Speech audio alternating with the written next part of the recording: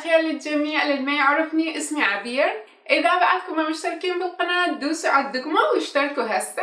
فيديو اليوم كان من فكرة صديقتنا وسام، شكرا جزيلا لك حبيبتي.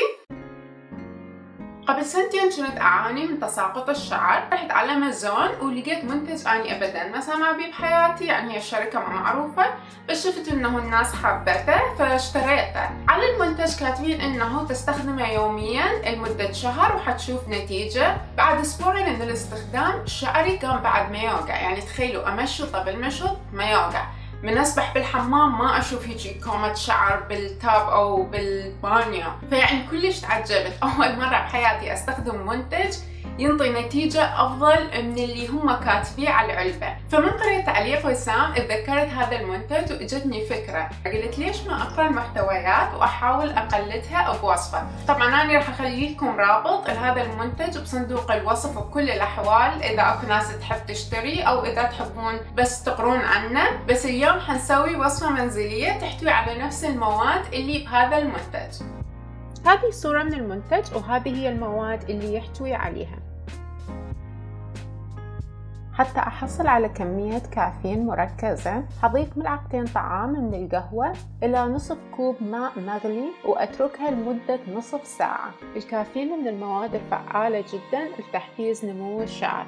مادتنا الثانية هي البنتاثوليك أسيد أو فيتامين B5. هحتاج أفتح تقريبا 20 كبسولة من عندها.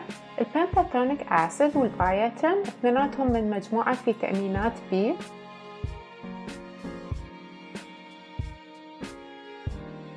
حنحتاج بعد للكيراتين والبايوتين. أنا لقيت هذه الفيتامينات من تارجت اللي تحتوي على المادتين سوية، هاخذ 10 حبايات من عندهم. إذا هاي ما متوفر تقدرون تشترون كل مادة لوحدها وتاخذون 5 حبايات من كل علبة. لأنه هاي الفيتامينات اللي اشتريتها على شكل حبوب هحتاج أطحنهم حتى أحولهم إلى باودر. هسه صار عندنا بودرة كل الفيتامينات اللي نحتاجها. حضيف لها ملعقة من زيت الخروع وأخلطها زين.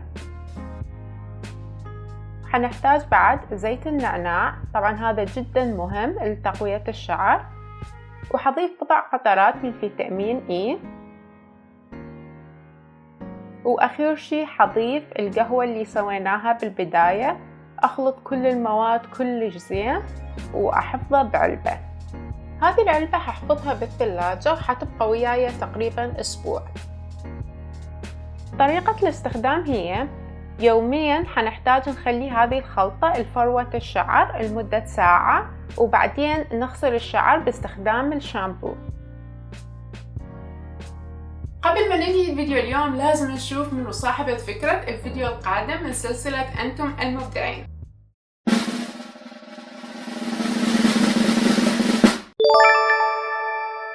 مبروك إلك حبيبتي آية، وشكرا جزيلا لتعليقك. آية اقترحت انه اسوي فيديو على الفاشن. طبعا انا صار لي فترة عندي فكرة انه اسوي فيديو عن الفاشن، اشوفكم بيه الموديلات اللي دارجة هذا الموسم واحولها الى ملابس صالحة للمحجبات. طبعا انا جدا متحمسة لهذا الفيديو لانه انا هواية منسقة ملابس الغير ناس، بس ابدا ما مشتغلة الملابس مع المحجبات. والشغلة الثانية انه الكل حيستفاد من هذا الفيديو سواء كنتم محجبات او لا. وهسه وصلنا لنهاية الفيديو، شكرا جزيلا لكم حبايبي. اذا عجبكم هذا الفيديو رجاء سووا له لايك، ولا تنسون الاشتراك بالقناة لان هذا جدا حيدعم القناة. ومثل كل اسبوع ديروا بالكم على نفسكم، اهتموا بروحكم، واشوفكم الاسبوع الجاي على خير ان شاء الله. باي حبايب قلبي.